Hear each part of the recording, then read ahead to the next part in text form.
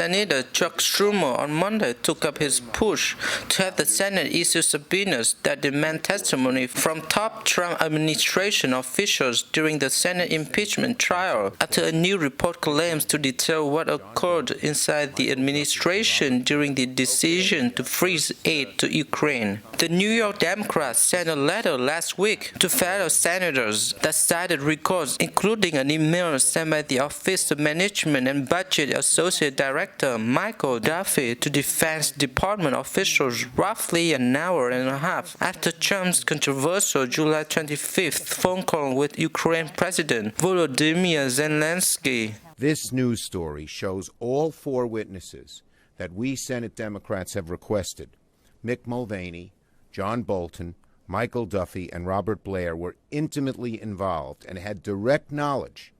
of President Trump's decision to cut off aid in order to benefit himself.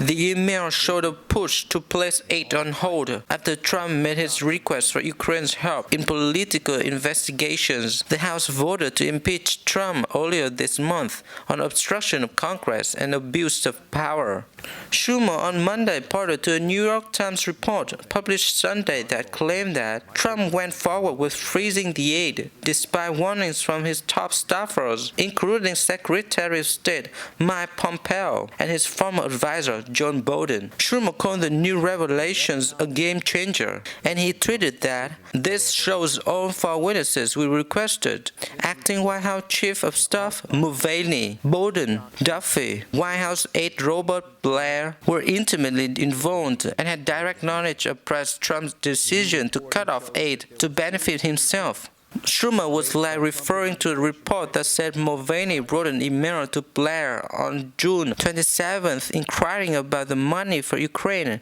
and whether we can hold it back. Blair reportedly responded that it was possible but warned him to expect Congress to become unhinged, and furthered the narrative that the president was pro-Russia. The report said Trump has insisted that he did nothing wrong regarding Ukraine and said his intention was to determine whether or not Kiev, the capital of Ukraine, was making good on his promise to crack down on corruption. He called the entire process a hoax. In our fight to have key documents and witnesses in the Senate impeachment trial, these new revelations are a game changer, where President Trump's most senior national security officials pleaded with him to release the military aid to Ukraine.